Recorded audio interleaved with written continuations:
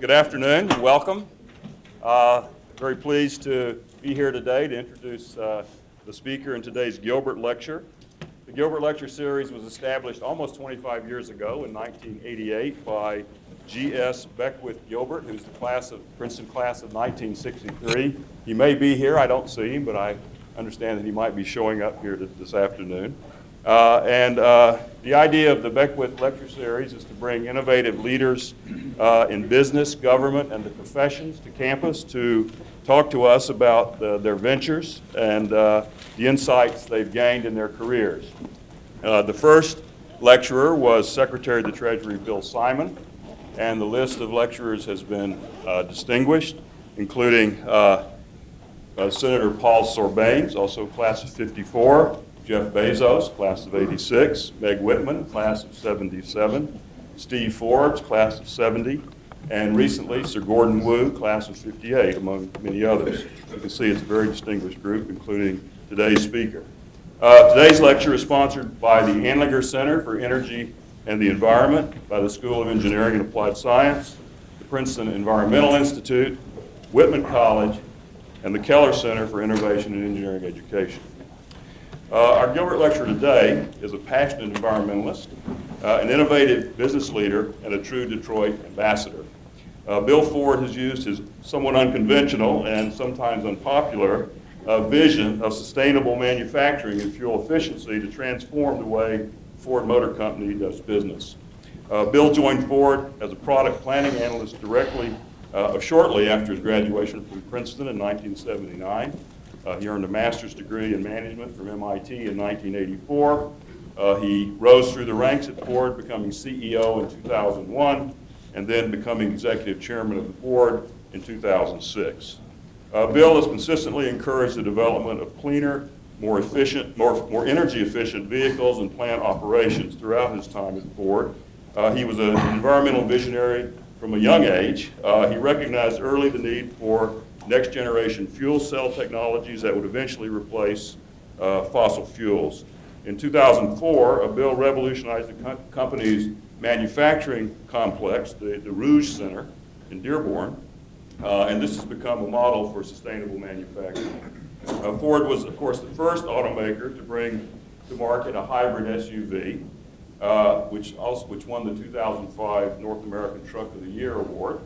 And Ford's first all-electric car, or electric-only car, is slated for market later this year. In a difficult economic environment, I think all of us know that Ford was the only of the three big U.S. automakers to pass on receiving federal bailout funds. Echoing Bill's great-grandfather Henry Ford's commitment to product excellence, Ford automobiles consistently top consumer quality and durability surveys, and with new and innovative marketing efforts focused on social media, the company is really flourishing, I think, as any of us who read the paper know. No one can introduce Bill without mentioning his love of sports. He was a member and officer of Princeton's championship 1979 rugby team. He's an avid ice hockey fan. I understand he also plays on the pond team for Ford. He's also been vice chairman of the Detroit Lions since 1995 and was instrumental in the effort to build Ford Field, an environmentally friendly stadium in Detroit. I think those of us who follow football know that it was also available when other stadiums in the Midwest were under snow. So that's right. Ford Field. While at Princeton, Bill majored in history and was president of Ivy. He and his wife Lisa, who's also a Princeton graduate, class of 1982, are parents to two Princetonians. I think we have one of them here today. The classes of 08 and 14. Bill and Lisa are both dedicated philanthropists, particularly as it relates to the Detroit area. In 2005, Bill created a foundation to fund scholarships for children of Ford employees to attend college. He's also chair of the board of directors of the Detroit Economic Club and vice president of the Detroit Lions Charities, which was founded to assist charitable and educational causes in Michigan with an emphasis on Detroit's children and youth. In an era of critical environmental challenges, Bill has built on the Ford legacy of quality and innovation to find new directions for the company while minimizing its impact on the environment. So Very happy to have Bill back to campus, and please join me in welcoming him. Well,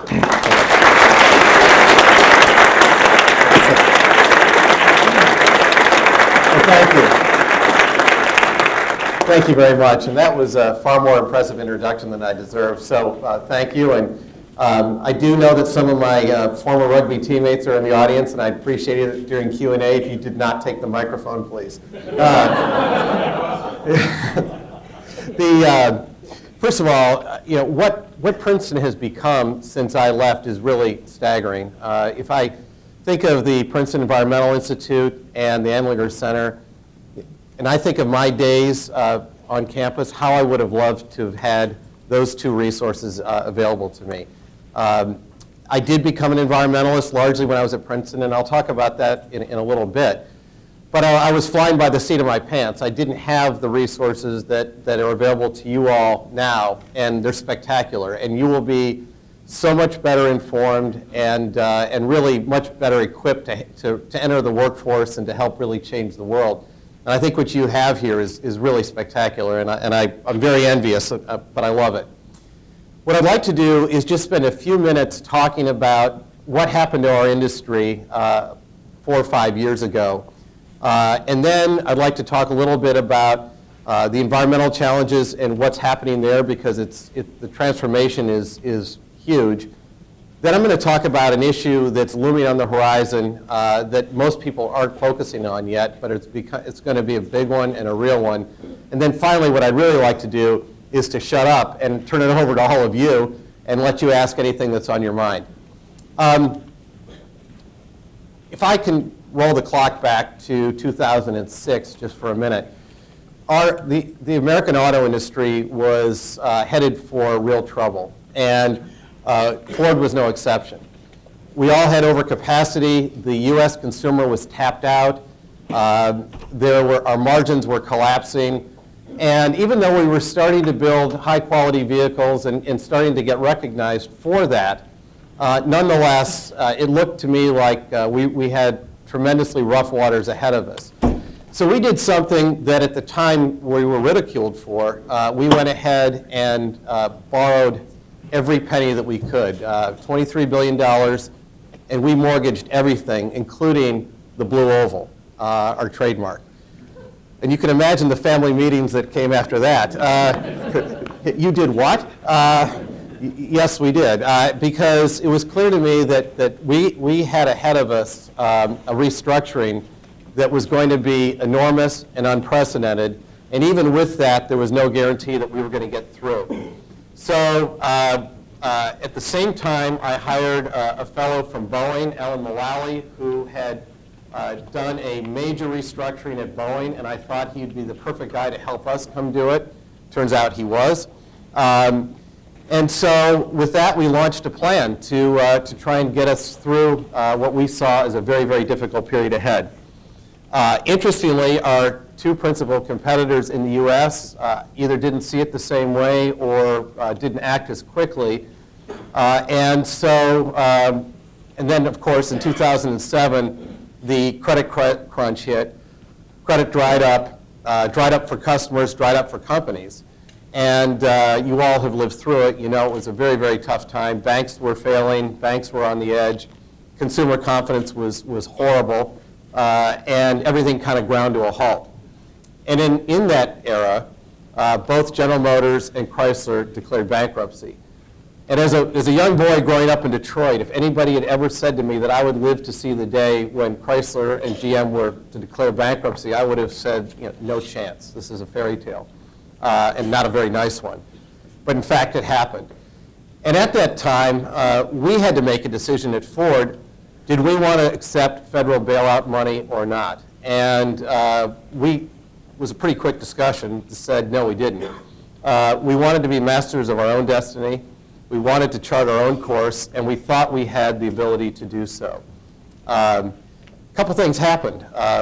Turns out things stopped getting worse. And as I was telling President Tillman at lunch, things didn't have to get measurably better. They just had to stop getting worse. And thankfully, things bottomed out in sort of the end of 2007, early 2008, and then just sort of held at at a lousy level, but at least it held.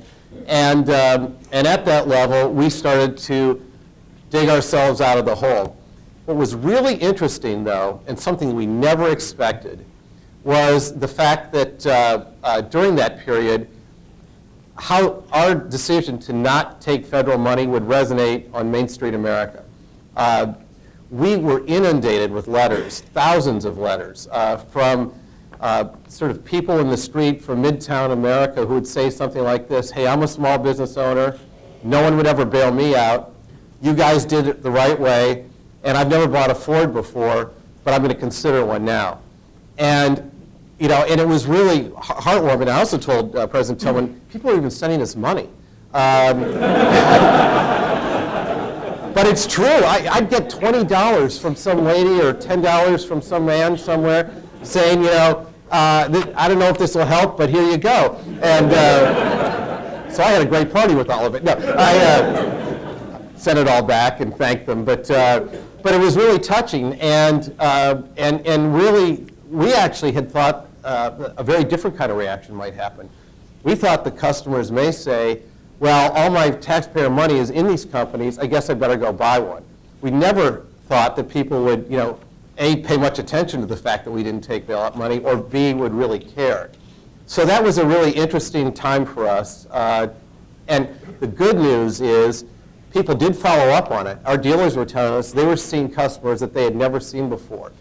And the better news is we had a lot of good stuff to show them. And the reason for that is we made a very fundamental decision during the darkest time, and that was to not only keep our R&D money flowing, but to actually accelerate it at a time when most of our competitors were cutting back. And not just GM and Chrysler, but our competitors across the board were seeing tough times, and they were cutting back on R&D.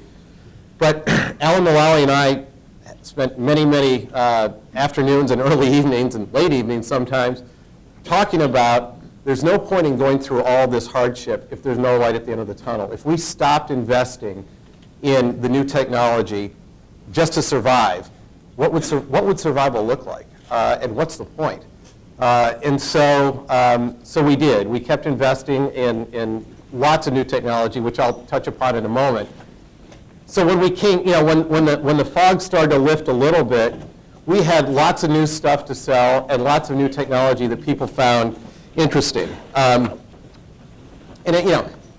of course, we're getting all the business publications saying, what was your secret to all this? And of course, there was no secret. There was just a plan and a will to execute the plan, and that was it. We thought our plan was right, and the question was, did we have enough time? Well, it turns out, yes, we did have enough time, and then it was all about execution. One of the things that I'm so proud of is there was nobody in the Ford boardroom, nobody in the Ford family, and nobody in the employee ranks who spent 10 minutes second guessing what we were doing. They were all behind us. They all said, yep, we believe in it, let's go. And everybody knew it was going to be a whitewater trip, and in fact it was. But everybody was resolved to make it happen. And that was incredibly energizing to us, to walk into our building in the worst of times and having the employees say to us, hey, everything's going to be fine, don't worry. That was huge. And so, and I don't know how you ever put a price tag on something like that, but it's the belief and the goodwill that we had with our employees, with our dealers, and frankly, as it turned out, with the public, which, again, surprised us a bit, but it was pretty neat. If anything good came of these last 5 years, I think it's this. There was finally a recognition in this country that manufacturing matters. Because prior to that, there was a sense that manufacturing was sort of, very 20th century. It was Rust Belt America. It was, yesterday's news, and nobody who was particularly bright or ambitious would ever want to go into that, and that we would ultimately become a service economy. But the trouble was, for America, other countries didn't think that way. And it drove me crazy because, for instance, I'd go to Australia and I'd meet with the Prime Minister and he'd say, what can I do for you? But it wasn't a rhetorical question because they had a manufacturing policy in place and an energy policy. And you could say, well, if you could change this, this, and this, then this, this, and this would happen. In America, if anybody said, what can I do for you, there's no point in even answering because it was all too difficult, because there was no policy in place, there was no framework to even have a discussion. And so I really believe, though, that these last few years, there has been an appreciation in the country that manufacturing things does matter. And it matters to the economy, it matters to our national security, and it provides great jobs and lots of them. And I think that is a benefit, because there really hasn't been a strong economy since the Industrial Revolution anywhere in the world that didn't have a strong manufacturing base. And so, but that isn't changing, but what is changing is the nature of manufacturing. It's no longer belching, pollutants into the sky with, sort of Darwinian conditions inside a plant and, a sweatshop mentality. It's become, green, high-tech, and what we're making is going to be green and high-tech. And I think that's a much more appealing view of what manufacturing is and should be. And that's what we're becoming. And because of that, this really is the most exciting time in my 30 years. I've been at Ford 31 years, which is staggering to think about, at least it is for me.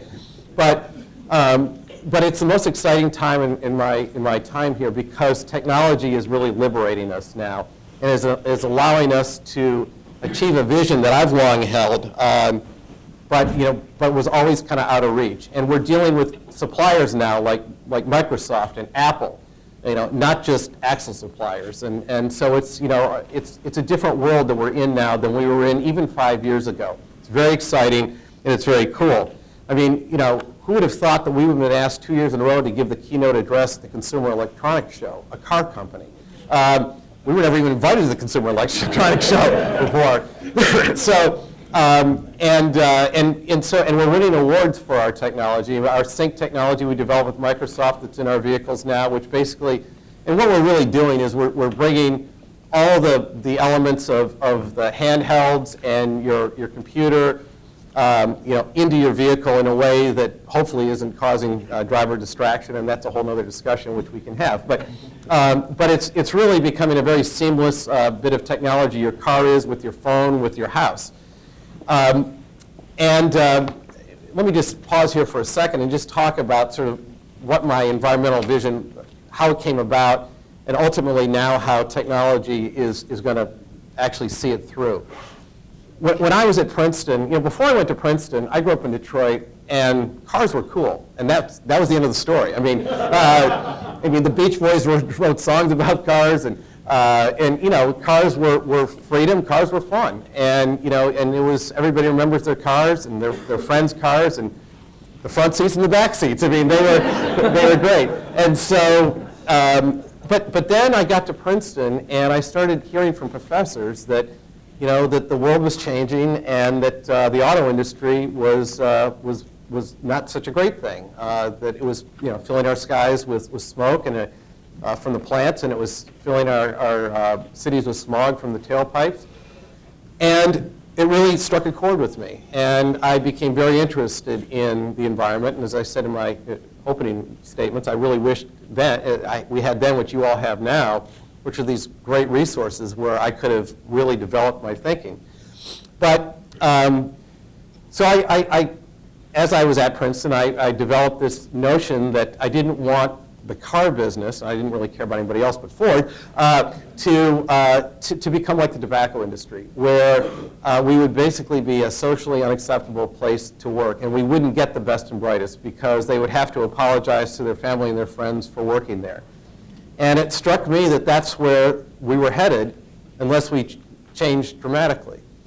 So then I went and joined Ford really right after graduation, and was kind of shocked to see that the professors were right, that there was this head in the sand mentality in Detroit, and I sort of naively now, looking back, decided I was going to try and change it. And to say that I wasn't well received was pretty much an understatement, I think. I was considered a Bolshevik and lots of other things that by suggesting that we needed to be much more conscious of emissions and fuel economy. And I joined the board in 1988, I think. I think that's right. But anyway, and I was pulled in to one of the top-ranking offices and said I had to stop associating with any known or suspected environmentalists. And I thanked them, and I walked out and immediately started to interact with more environmentalists.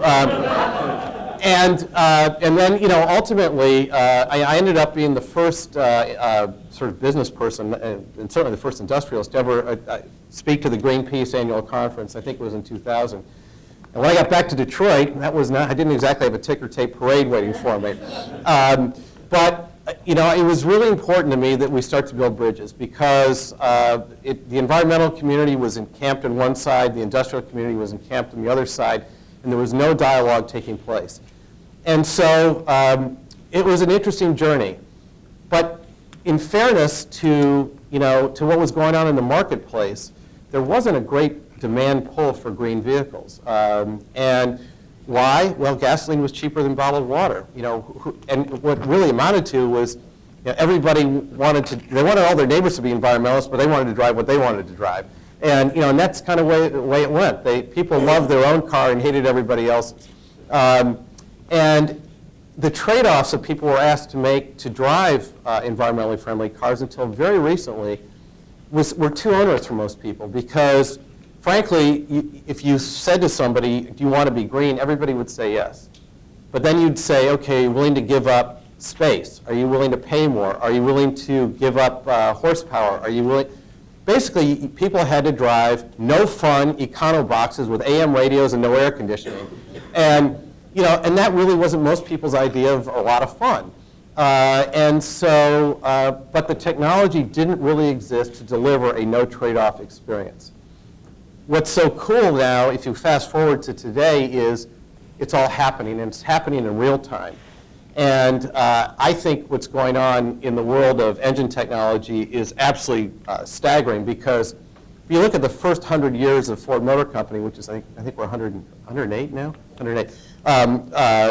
First 103 years, nothing changed much. Internal combustion engines, okay, they were refined, but it was pretty much the same thing all the way back to my great-grandfather's Model T.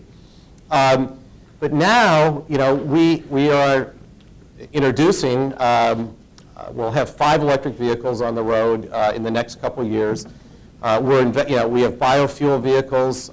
We're still investing in hydrogen, both fuel cell and internal combustion engines. We're dramatically cleaning up the gasoline internal combustion engines, and we have clean diesels. I mean, I certainly have a point of view where this is all going, but the point is there's a lot of really cool technology being developed right now, not all of which will ultimately play out. Some will be transition technologies, but it's all happening, and it's happening now, and it's happening in a way the customer doesn't have to make trade-offs.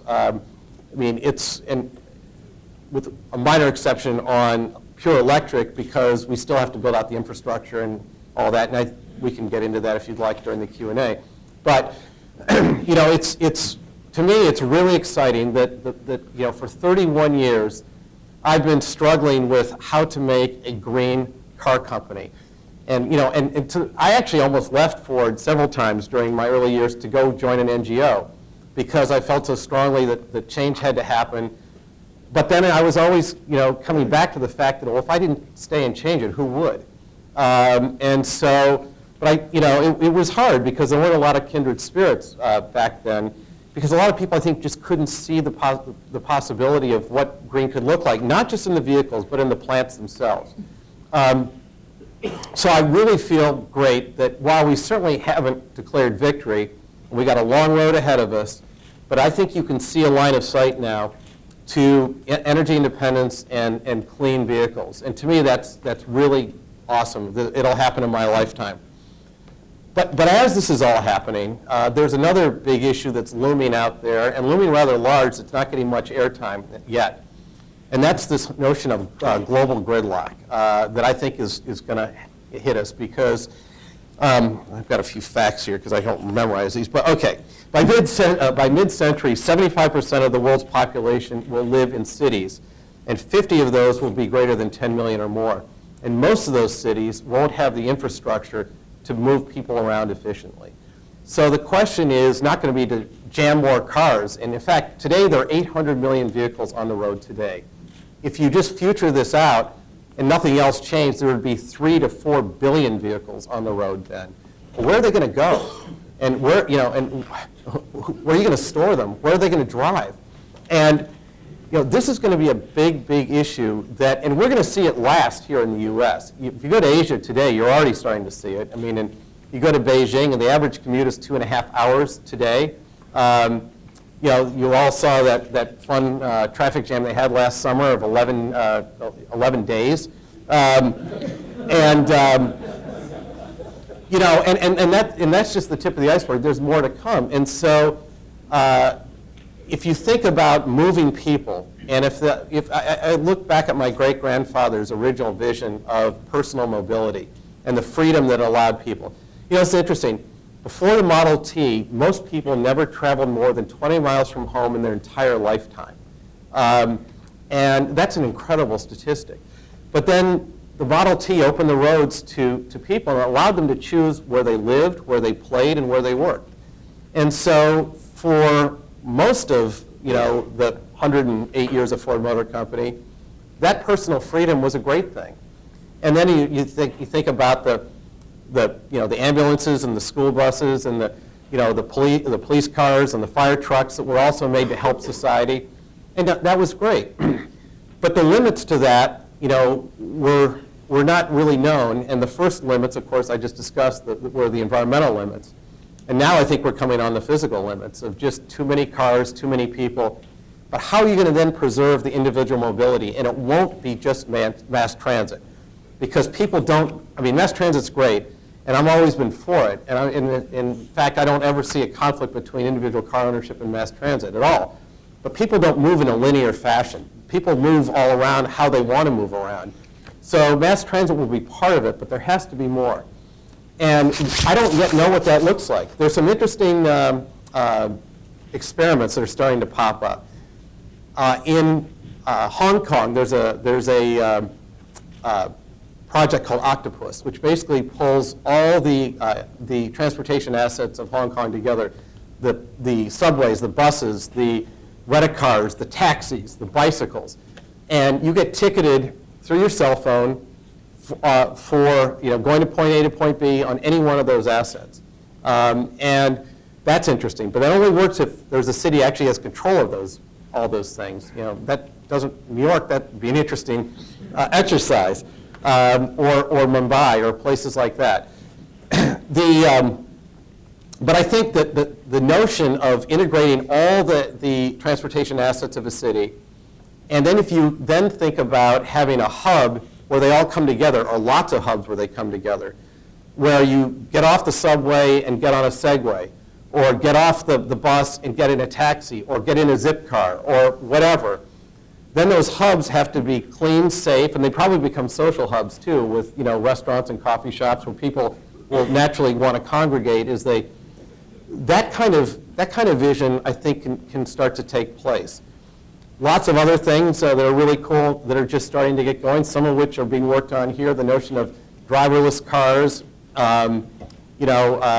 real-time traffic, vehicles that speak to each other, vehicle to vehicle. We're spending a lot of time and money and intellectual capital on vehicle-to-vehicle communication. So a car in front could say to a car a mile back, hey, traffic jam, and then your car could immediately reroute you to a better route. This is interesting, most of the congestion in cities is caused by people looking for parking spaces. So it's true. And so what if you, when you left your apartment or your house, would prearrange a parking spot on at the grocery store, 10 minutes ahead it would be there. And you would also have real-time info as you drove into a city and where the available parking spots were at that moment. Those things are not that far out there. Actually, this is stuff that's almost ready for prime time. So we're just starting to nibble at the edges of this solution for personal mobility in a way too crowded world. But we certainly don't have all the answers yet. We're not actually, as I say, we're really not even having the dialogue yet. I think that'll come up very soon. So, I guess it's the way of the world. You get one huge problem, you think, just sort of, within your line of sight, and all of a sudden this other thing pops up, and you go, oh my God, how are we going to deal with that? But I think it's really exciting. And just like on the green issue, excuse me, it'll be technology that basically allows us to have, continue to have the individual freedom and mobility that we've all come to sort of take for granted. And I think people would very grudgingly give up if they had to. So with that, what I think I'd like to do is just sort of stop here. And anything that's on your mind, I'd like to have at it. So, yeah. Yes, sir. My father-in-law was UAW Ford, and certainly Ford and the UAW were very much influential in establishing a middle class in the United States. What do you see as the trends toward employment of Americans, employment of non-Americans, and where did we come from? What does it look like in the future? Well, it's interesting. Thank you for that. I'm of the view, it drives me nuts sometimes when I go places and people say, well, how do you deal with those damn unions? I don't think the union, look, we're the ones who gave it to them. If there was any inequity in the system, it took two to tango. And frankly, we work very well with our union. We deal with the United Auto Workers. They've been a great partner with us. We don't always agree, but frankly, I look at them as Ford employees. I don't look at them as union members. They're all part of the Ford family. And so, and we certainly share a common view that manufacturing in America matters. And so, where do I see employment going? Well, I think first of all, as I said earlier, it's a good thing that there is a recognition that we should be making things in this country. And I would actually say to all of the students here, I'm kind of tired of our best and brightest always going to Wall Street. I'd rather have you come help us solve some of these huge problems and help make the world a better place and create wealth by making things. It's just a small sales pitch, but it's but it's true because I think of what we're doing, and first of all, it's really cool to work on these issues. Second of all, if we make breakthroughs, it's going to affect everybody in a positive manner, and I think that so I think that manufacturing and R&D and technology development should all happen in this country. I believe it will happen in this country. But it's. I think I understand the gist of your question. There are a lot of competing forces out there, lower cost places to manufacture. But it's interesting about cars. Cars are big things. They're tough to ship. I mean, they're expensive to ship. So we prefer to make them where we sell them. I mean, it's interesting. My great-grandfather believed that because he thought it was the right thing to do for the local communities. But frankly, the business model would sustain that, through to today. That on balance, we'd like to be, we'd like to build where we sell it. And so other items that maybe are, certainly smaller and more easily shipped might have a different point of view on that. But it's hard for me to imagine, a strong America and a strong industrial base without a strong contribution from the auto sector. But as I said, it has to be a different kind of auto sector. It has to be a cleaner auto sector, a more high-tech auto sector. And we're becoming that. But and really the multiplier effect on a manufacturing job versus any other type of job, it's not even close. In our industry, one manufacturing job spawns 10 other jobs. And that's a huge, huge multiplier that you don't see in most other sectors. So given that, I'm really happy we're hiring now in America again. We've added I think 1,000 jobs this year, and we announced 2,500 next year, manufacturing jobs in the U.S. that are new. So, I want to see us continue to do that. Yes? So you spoke earlier about the advantages of not accepting federal bailout money. What about competitive disadvantages that came about as a result of GM and Chrysler receiving protection of the bankruptcy court and also receiving federal money? Were there competitive disadvantages, and if so, how did Ford deal with them? Well, yeah, there were huge competitive disadvantages with our decision. First of all, they got a clean balance sheet, and we didn't. We had 20+ billion, almost 30 billion in debt, and overnight they ended up with a clean balance sheet. They ended up with a huge cash infusion, and one thing that people kind of don't typically know is GM's not going to have to pay taxes for many years. It was unusual. In most bankruptcies, you don't get to carry forward all your prior tax losses, but they did. So they have a triple advantage. They got a clean balance sheet, they got a ton of cash, and they're not going to pay taxes for a long time. Having said that, I wouldn't trade places with them. I love where we are. I like our freedom. We're paying our debt down much faster than I think people thought we could. Frankly, we're paying our debt down faster than we thought we could. And so pretty soon, I mean, we're doing it with real money rather than, taxpayer money, but which, I guess is real money too, but it feels more real when you have to go borrow it yourself. But those are significant competitive disadvantages for us that they would emerge with, with one day they wake up and it's all there, just as I described. We have a mountain of debt. We have to pay taxes, and our balance sheet is anything but pristine. It's becoming more pristine. In fact, we're getting close to getting back to investment grade, which is a goal we've set for ourselves, and it's getting closer. Every year we sort of are we're pulling that time frame closer. So it's not a temporary disadvantage. I mean, it is a temporary disadvantage. We don't think it's permanent. It's not structural, but nonetheless, you asked what they were, and those are the main ones. But as I said, I kind of like where we are.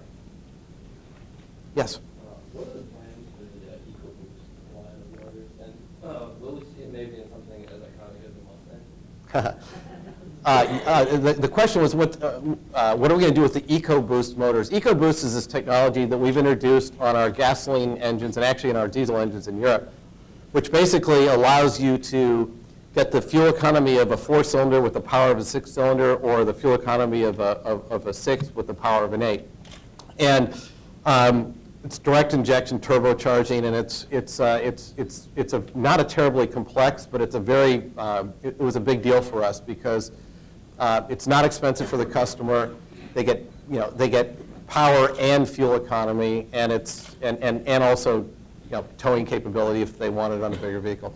And the question is it going to be available in the Mustang? Yes.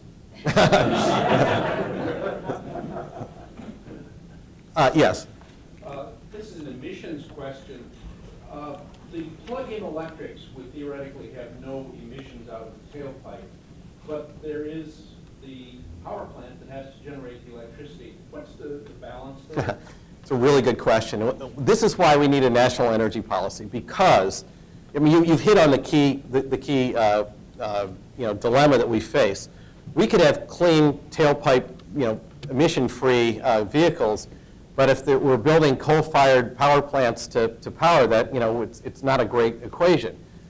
Now, I'll say parenthetically, it's easier to control emissions from a stationary source than a mobile one, so maybe it's still not a good trade-off. But I think here's where we are in this development of electric vehicles, and it does require a national conversation because you've got to build out a smart grid, and that doesn't exist. And what that means is basically, the local power company in Detroit can't speak, so to speak, with the power company in Toledo, Ohio. Different systems can't transfer power, and so we're really sub-optimizing our energy generating capabilities. So we've got to build out the smart grid. Well, first of all, I have to have a common definition of what the smart grid is, because it's sort of like saying sustainability. It kind of means something different to everybody. But basically, we have to define it, and then we have to build it out, and then we have to power it. And because I do think electric vehicles are the way to go. We have 3 types of electric vehicles today. You have the pure electric vehicle, and that pure electric vehicle is completely emissions-free. They're fun to drive, great torque. They're a blast, actually. And you can load them up with all the things that you'd like to put in a car. The problem is going to be, and always will be, one of range. So if you live in San Francisco and you drive around the city most days, that's perfect. But if one day you want to drive down to Los Angeles, you're probably out of luck. So then we go to the plug-in hybrid, which some of you have heard of. And basically, what that is it allows you to drive the first, I'm going to make this up, 40 miles typically on electric. And once that's exhausted, an internal combustion engine kicks in, and then you can drive forever. So again, if you live in San Francisco and most of your daily driving's 20 miles, you're just driving on electric. But then you do have the freedom to drive to LA on the weekend if that's what you want to do.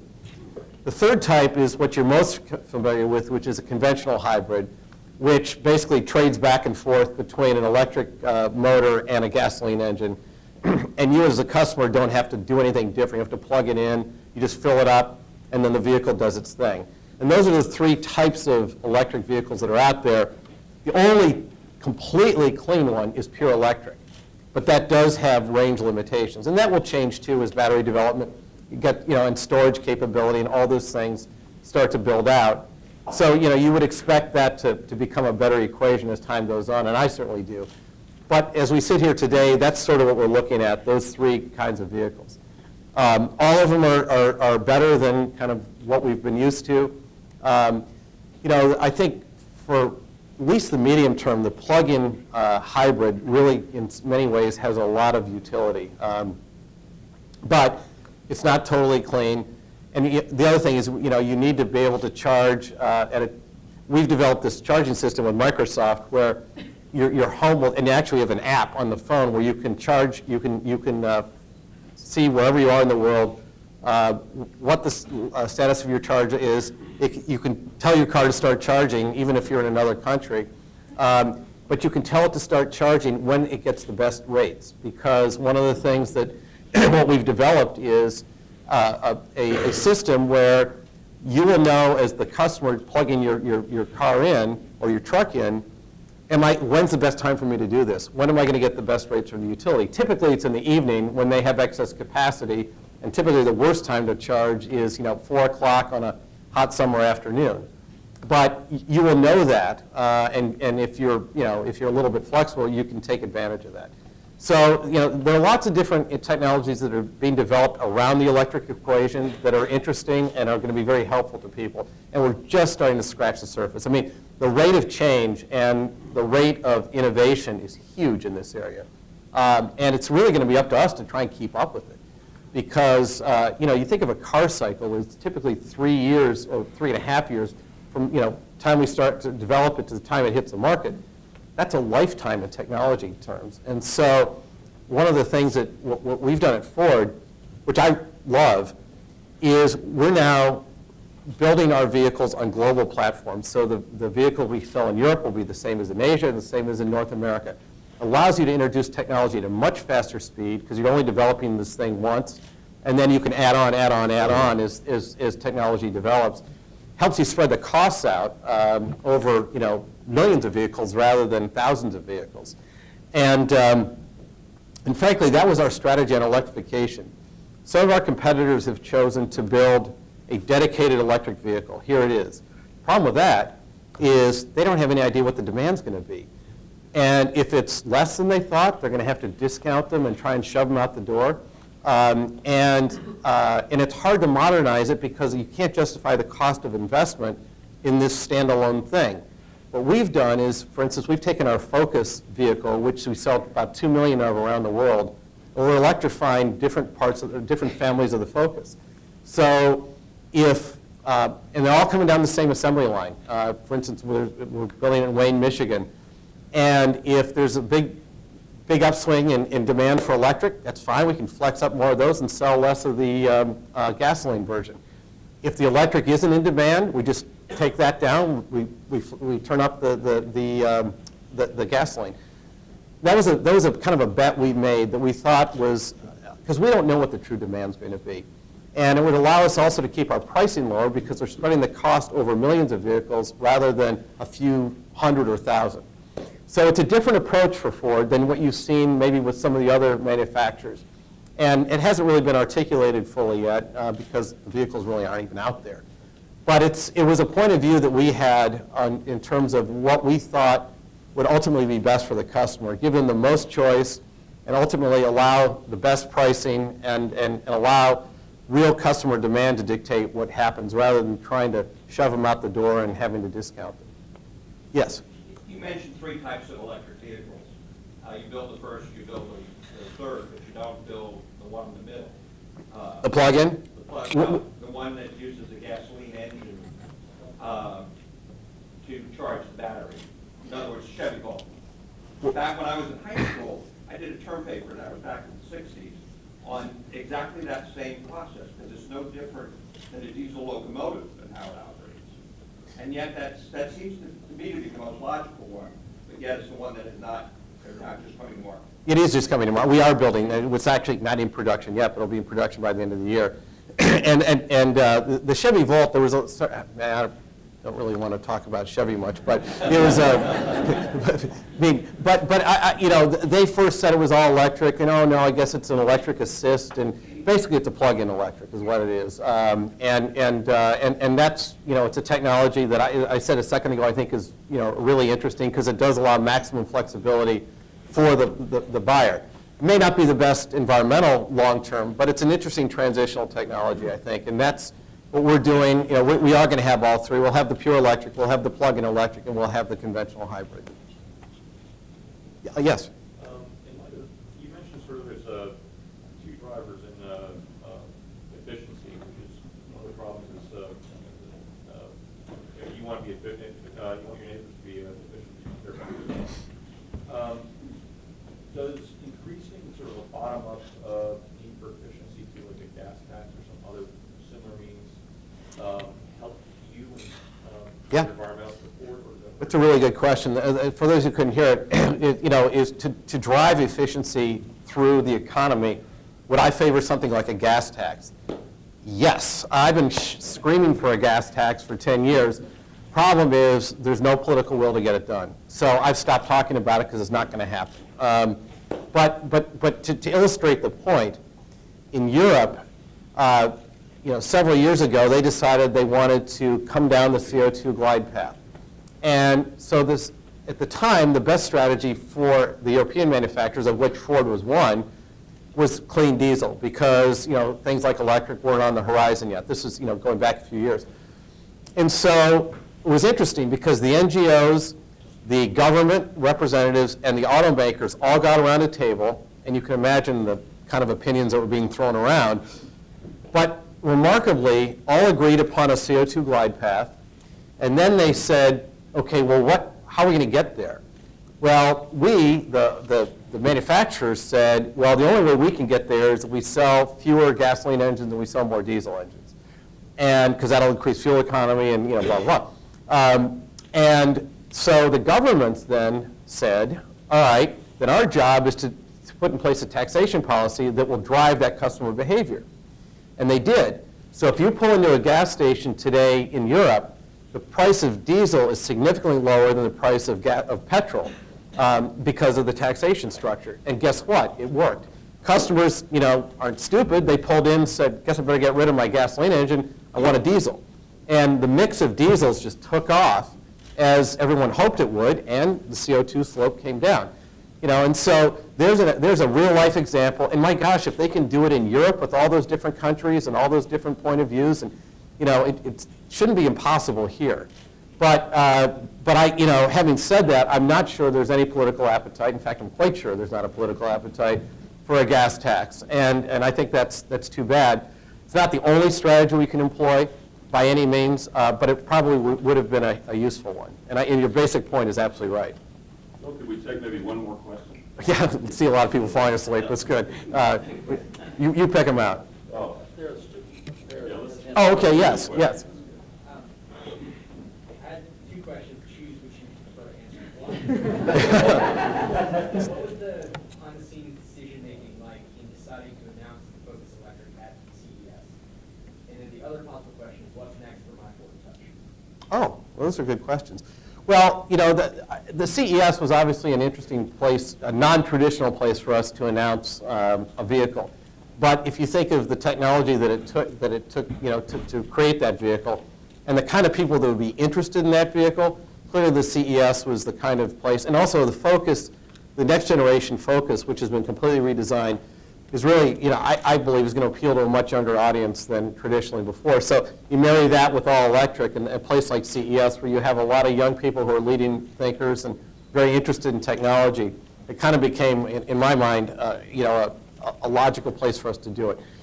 So there wasn't a ton of, it really wasn't that tough a decision. Everyone, once we started talking about it, it became kind of, yeah, that's cool, let's do it. What's next for My Ford Touch? Those of you who don't know My Ford Touch, it's sort of like bringing an iPad into the car, and it really combines your phone, your iPod, or actually your entire entertainment system, your GPS, and the climate, all in one entity. And you can either do it through voice, or you can do it through touch. Now, some of those things are disabled as you start moving, because driver distraction is a big deal. So what's next? Well, if you think about, kind of what's logically, to go next, you can really add on to the GPS features quite easily. And things about, parking spots and those kinds of things. All of a sudden, the apps are almost limitless, and we have open architecture on it, and we do it because we want people to start to develop all kinds of stuff. So really, there's more. It's coming at us so fast that we're trying to figure out a way not to overwhelm people, because one thing that we do know is, as cool as technology can be, you can freak people out. And even the My Ford Touch, I mean, even me, I do this for a living, I had to sit with it for 15 minutes, which isn't long, but when I first got in the car, I had to sit and play with it a little bit to make sure, do I understand this, do I understand this? So, and I won't mention the competitor, but a few years ago, one of our luxury competitors introduced a very complex technology into its vehicle, and nobody knew how to drive it. And it was really technology for technology's sake, not technology for the customer.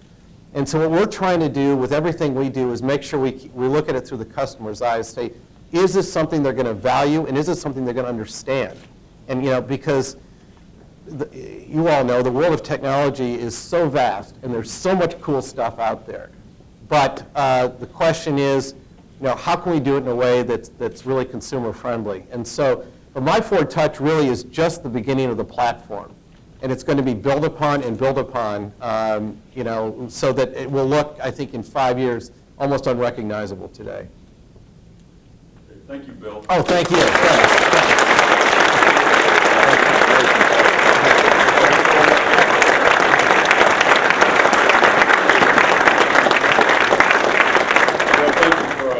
Compelling talk, and we can't let you come to Princeton without giving you something orange and black. So awesome. Thank you so much. Thank you. very Thanks. much. That's great. Thank Thanks. you.